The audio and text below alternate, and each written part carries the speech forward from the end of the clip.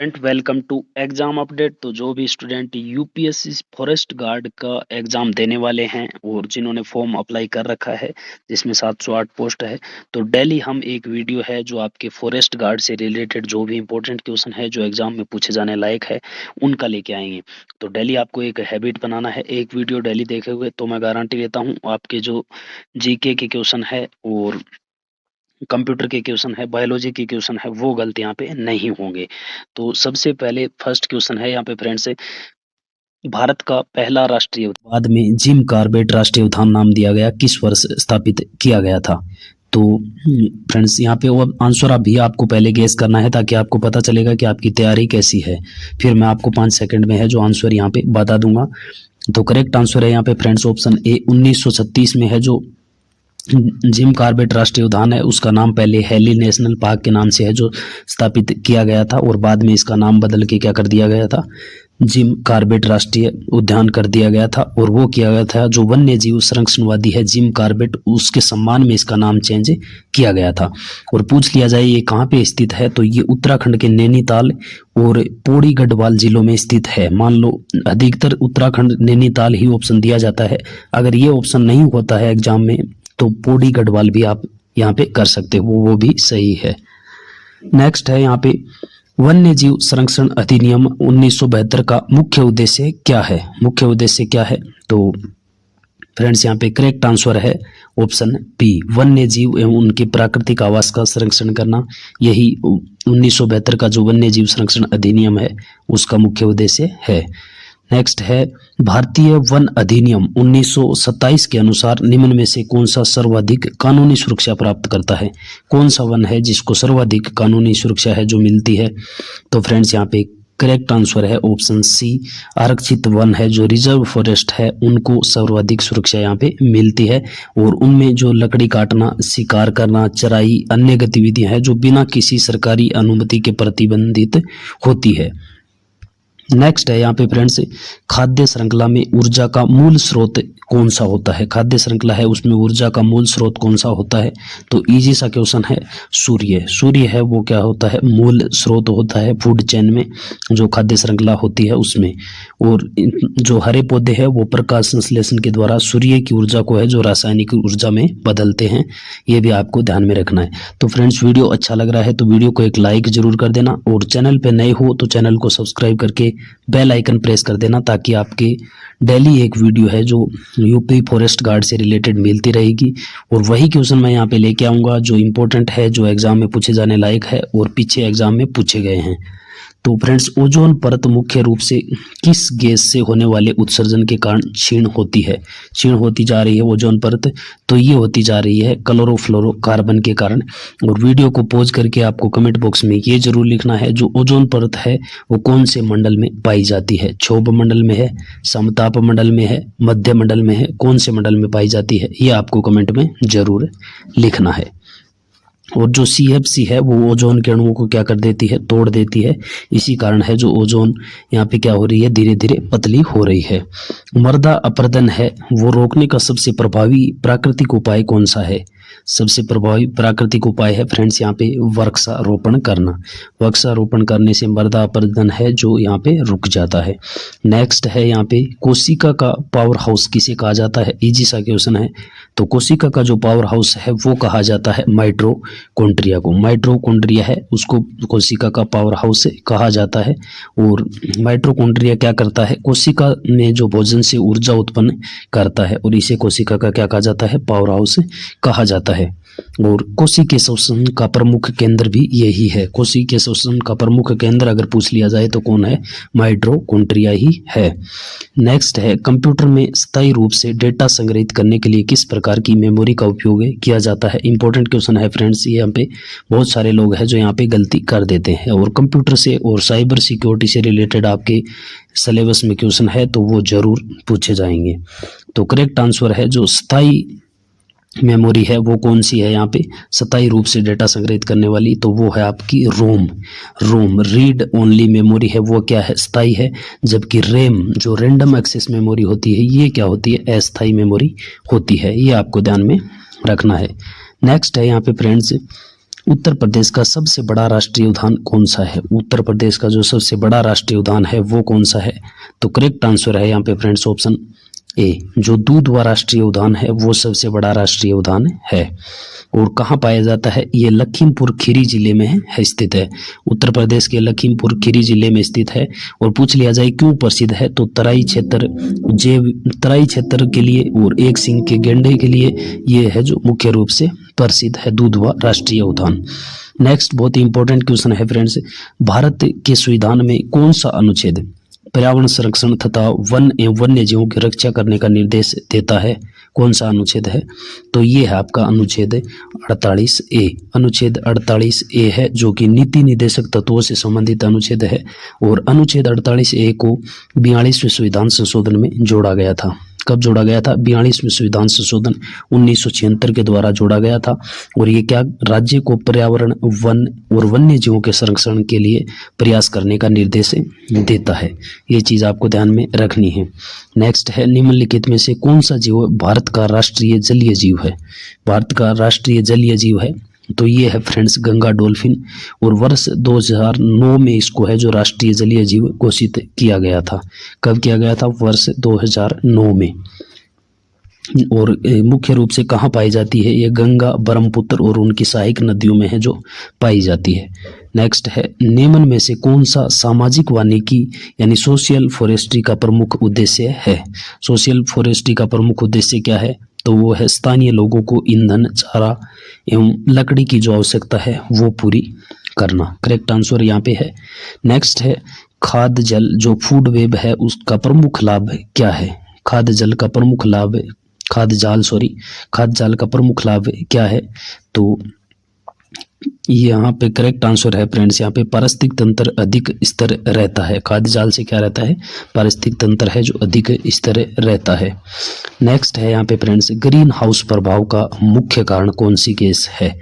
Green house प्रभाव जो होता है उसका मुख्य कारण है जो कौन सी गैस है? तो ये है फ्रेंड्स कार्बन डाइऑक्साइड। अब मान लो कार्बन डाइऑक्साइड ऑप्शन में नहीं है तो कौन सी है? तो इसके अलावा मीथेन है, वो भी ग्रीन हाउस प्रभाव के लिए जिम्मेदार है। मीथेन हो गया। और नाइट्रस ऑक्साइड है वो भी ग्रीन हाउस के लिए उत्तरदायी गैस है। नेक्स्ट है यहाँ पे कृषि में फसल चक्र जो क्रॉप रोटेशन अपनाने का मुख्य लाभ क्या है? जो क्रॉप रोटेशन होता है, फसल चक्र होता है, जैसे हम एक बार बाजरा बीजते हैं उसके बाद उस पे बाजरा नहीं बीजते, ग्वार या अन्य फसल बीजते हैं, तो ये क्यों करते हैं? इससे क्या होता है कि भूमि की जो मिट्टी की उर्वरता है वो बढ़ जाती है। तो इसी कारण फसल चक्र अपनाने का यही लाभ है।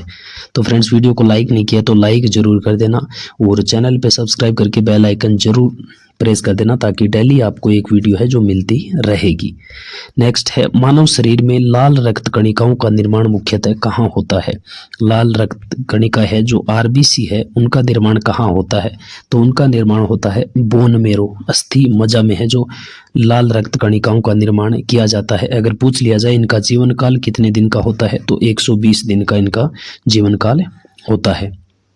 नेक्स्ट है, निम्न में से कौन सा इनपुट डिवाइस है? तो फ्रेंड्स इस प्रकार के क्वेश्चन है जो बहुत पूछे जाते हैं यहाँ पे, इनपुट डिवाइस, आउटपुट डिवाइस, क्योंकि इनमें है जो बहुत सारे स्टूडेंट है जो कंफ्यूज हो जाते हैं। तो इनपुट डिवाइस इनमें कौन सा है? ये है फ्रेंड्स यहाँ पे स्कैनर है जो इनपुट डिवाइस है। नेक्स्ट है यहाँ पे, इंटरनेट पर किसी वेबसाइट का पता पहचानने के लिए किस प्रणाली का उपयोग किया जाता है? किस प्रणाली का उपयोग किया जाता है? तो ये किया जाता है फ्रेंड्स डीएनएस का है जो डोमेन सिस्टम है उसका उपयोग किया जाता है। किसी भी डोमेन नेम सिस्टम है, वो डोमेन नेम सिस्टम क्या करता है? किसी भी वेबसाइट को आईपी एड्रेस में परिवर्तित कर देता है। और डोमेन नेम सिस्टम या डीएनएस को इंटरनेट की फोन डायरेक्टरी भी कहा जाता है। आपको ध्यान में रखना है। नेक्स्ट है, उत्तर प्रदेश का कौन सा टाइगर रिजर्व है जो नेपाल की सीमा से लगा हुआ है? नेपाल की सीमा से, तो फ्रेंड्स अभी थोड़ी देर पहले हमने डिस्कस किया था, जो दूधवा टाइगर रिजर्व है ये लखीमपुर खीरी जिले में स्थित है और नेपाल की सीमा से क्या हुआ है? सटा हुआ है। तो नेक्स्ट यहाँ पे है, भारत में प्रोजेक्ट टाइगर की शुरुआत है जो किस वर्ष की गई थी? तो इजी सा क्वेश्चन है, ये की गई थी 1973 में प्रोजेक्ट टाइगर की शुरुआत की गई थी। और नेक्स्ट क्वेश्चन है यहाँ पे, निम्नलिखित में से किसे कीस्टोन प्रजाति कहा जाता है? बहुत ही इंपॉर्टेंट क्वेश्चन है। कीस्टोन प्रजाति है जो स्पीसीज है वो कौन सी होती है? तो फ्रेंड्स, ऐसी प्रजाति जिसकी उपस्थिति पारिस्थितिकी तंत्र के संतुलन के लिए क्या होती है? अत्यंत आवश्यक होती है। और अगर ऐसी प्रजाति विलुप्त हो जाती है तो जो पारिस्थितिक तंत्र है उसमें फूड चेन का संतुलन है जो गड़बड़ा सकता है। तो ऐसी प्रजातियों को क्या कहा जाता है? कीस्टोन प्रजाति कहा जाता है। जैसे उदाहरण के लिए बाघ है जो अपने क्षेत्र में सहकारी जीवों की संख्या को क्या करता है? नियंत्रित करता है। नेक्स्ट है, मानव वन्य जीव संघर्ष को कम करने का सबसे प्रभावी उपाय कौन सा है? वुमेन वाइल्ड लाइफ कॉन्फ्लिक्ट को कम करने का सबसे प्रभावी उपयोग कौन सा है? तो ये है वन्य जीव गलियारों का विकास एवं स्थानीय समुदाय की भागीदारी को बढ़ाना। नेक्स्ट यहाँ पे फ्रेंड्स क्वेश्चन है, भारत में जैव विविधता अधिनियम है जो बायोलॉजिकल डाइवर्सिटी एक्ट है वो किस वर्ष से लागू किया गया था? जैव विविधता अधिनियम। तो फ्रेंड्स ये किया गया था आपके 2002 में। करेक्ट आंसर है यहाँ पे 2002 में।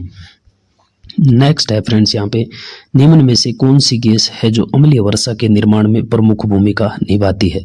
अम्लीय वर्षा के निर्माण में प्रमुख भूमिका कौन सी गैस निभाती है? तो ये निभाती है आपकी सल्फर डाइऑक्साइड और नाइट्रोजन ऑक्साइड है जो क्या करती है? अम्लीय वर्षा के निर्माण में मुख्य भूमिका निभाती है।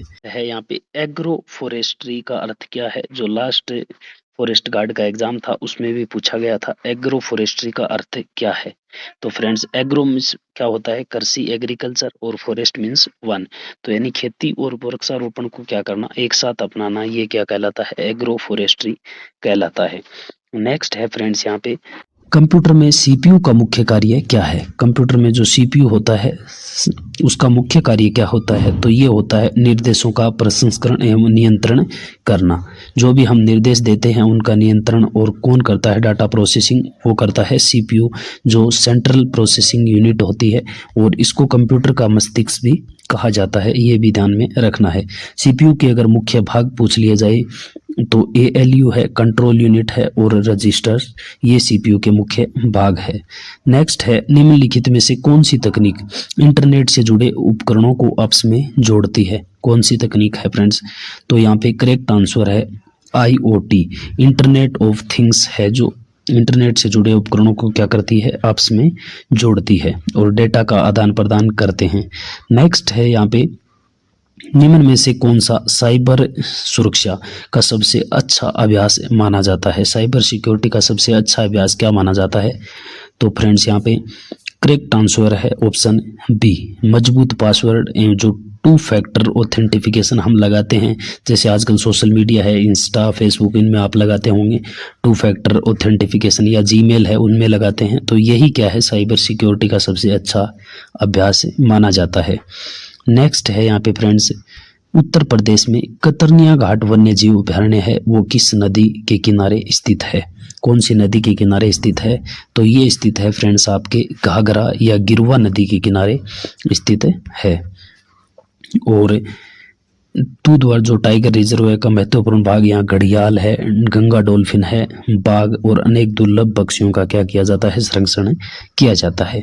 नेक्स्ट है, निम्नलिखित में से कौन सा कृत्रिम बुद्धिमत्ता यानी आर्टिफिशियल इंटेलिजेंस का प्रमुख उपयोग है?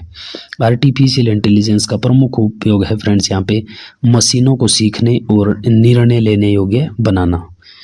तो नेक्स्ट यहाँ पे है फ्रेंड्स, वन पारिस्थितिकी जो फॉरेस्ट इकोलॉजी है में अपघटक का मुख्य कार्य क्या है? वन पारिस्थितिकी में अपघटक का मुख्य कार्य क्या है? तो ये है मृत जीवों एवं जैविक पदार्थों को विघटित कर पोषक तत्वों मिट्टी में वापस पहुंचाना। जो पोषक तत्व है वो मिट्टी में वापस पहुंचा देना, यही क्या है? जो अपघटक है उनका मुख्य कार्य है। नेक्स्ट है यहाँ पे फ्रेंड्स, भारत में वनों का वर्गीकरण किस अधिनियम के अंतर्गत आरक्षित वन, संरक्षित वन एवं ग्राम वन के रूप में किया गया? तो कौन सा अधिनियम है जिसके तहत किया गया? तो ये किया गया था फ्रेंड्स भारतीय वन अधिनियम 1927 के द्वारा।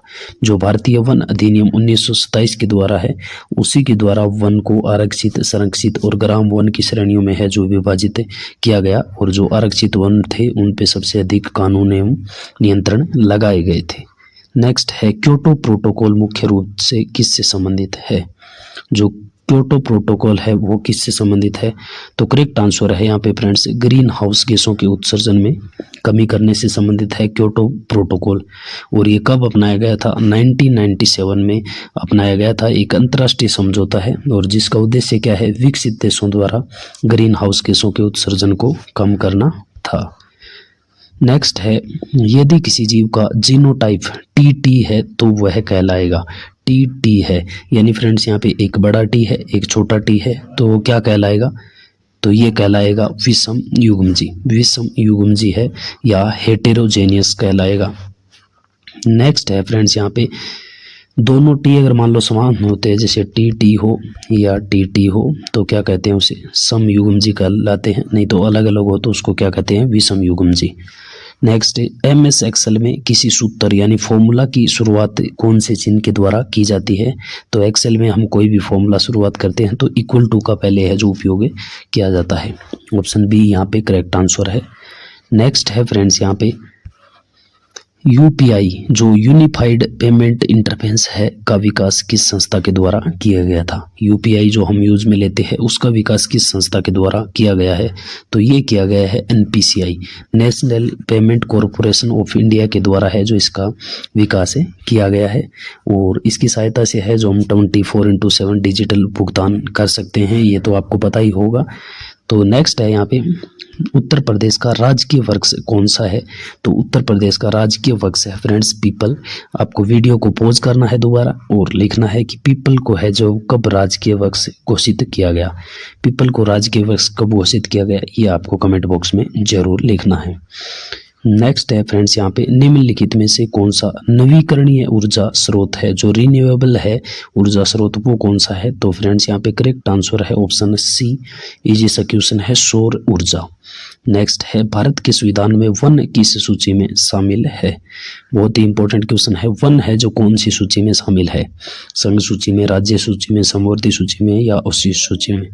तो करेक्ट आंसर है यहाँ पे ऑप्शन सी, समवर्ती सूची में वन शामिल है।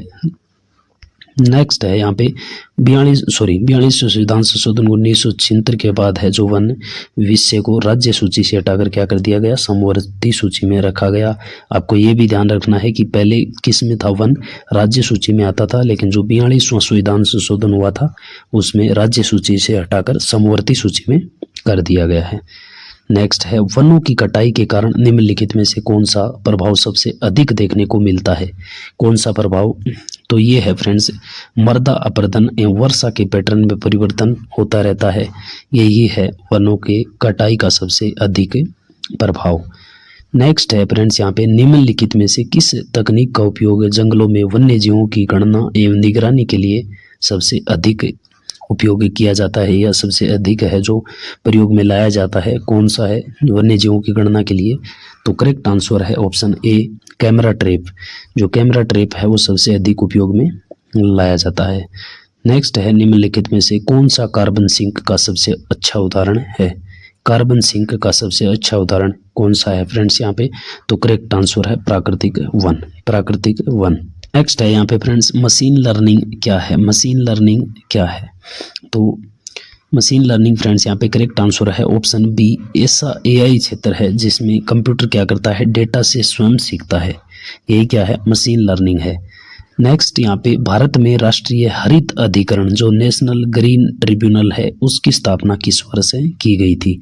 तो यहाँ से आपको NGT की फुल फॉर्म भी याद रखनी है। नेशनल ग्रीन ट्रिब्यूनल राष्ट्रीय हरित अधिकरण है और इसकी स्थापना है जो फ्रेंड्स यहाँ पे की गई थी 2010 में, 2010 में है जो आपकी यहाँ पे स्थापना की गई थी। नेक्स्ट यहाँ पे फ्रेंड्स क्वेश्चन निम्नलिखित में से कौन सा बायोडिग्रेडेबल अपशिष्ट है? बायोडिग्रेडेबल अपशिष्ट कौन सा है? तो यहाँ पे सब्जियों के छिलके है जो यहाँ पे क्या है? बायोडिग्रेडेबल अपशिष्ट है। नेक्स्ट है उत्तर प्रदेश का राजकीय पक्षी कौन सा है? तो ये तो आपको पता ही होगा उत्तर प्रदेश का राजकीय पक्षी, लेकिन आपको ये बताना है कि इसको राजकीय पक्षी है जो कब घोषित किया गया था। जो सारस है उसको राजकीय पक्षी कब घोषित किया गया था? वीडियो को पॉज करना है और कमेंट बॉक्स में जरूर लिखना है। फ्रेंड जो चीज़ आप लिख देते हो वो कभी नहीं बोलते, तो लिखना जरूरी है। नेक्स्ट है यहाँ पे फ्रेंड्स ईमेल भेजते समय किसी अन्य प्राप्तकर्ता के पता छिपाने के लिए किस विकल्प का उपयोग किया जाता है? कौन से विकल्प का उपयोग किया जाता है? तो ये किया जाता है BCC, जो ब्लाइंड कार्बन कॉपी है उसका उपयोग किया जाता है। जैसे मान लो आप कई लोगों को एक साथ ईमेल भेजते हो तो दूसरे लोगों को ये पता नहीं चले कि आपने किस किस को ईमेल भेजा है। यदि किसी पारिस्थितिक तंत्र से सभी शाकाहारी जीव समाप्त हो जाए तो सबसे पहले किस पर प्रतिकूल प्रभाव पड़ेगा? तो फ्रेंड्स यहाँ पे मांसाहारी जीव है उन पे सबसे प्रतिकूल प्रभाव है जो पड़ने वाला है, क्योंकि वो शाकाहारी जीवों पे ही निर्भर है। नेक्स्ट है वन संरक्षण अधिनियम 1980 का मुख्य उद्देश्य क्या है? जो वन संरक्षण अधिनियम 1980 है उसका मुख्य उद्देश्य क्या है? तो मुख्य उद्देश्य है फ्रेंड्स यहाँ पे वन भूमि को गैर वन कार्यों में बदलने पर नियंत्रण रखना। ऑप्शन बी यहाँ पे करेक्ट आंसर है। और नेक्स्ट है यहाँ पे फ्रेंड्स निम्नलिखित में से कौन सा कथन जैव विविधता बायोडाइवर्सिटी के बारे में सही है? तो यहाँ पे फ्रेंड्स 4 ऑप्शन आपको दिए गए हैं। आंसर आपको कमेंट बॉक्स में कमेंट करना है। जो नेक्स्ट वीडियो होगा नेक्स्ट पार्ट में अगले दिन उसका आंसर मैं यहाँ पे आपको बताऊंगा। और वीडियो आपको डेली एक हैबिट बनाना है, डेली एक वीडियो जरूर देखना है। आपके जीके और वन से रिलेटेड, कंप्यूटर से रिलेटेड क्वेश्चन है जो यहाँ पे गलत नहीं होंगे। तो वीडियो अच्छा लगा हो तो एक लाइक जरूर कर देना और चैनल पे नए हो तो सब्सक्राइब करके बेल आइकन जरूर प्रेस कर देना।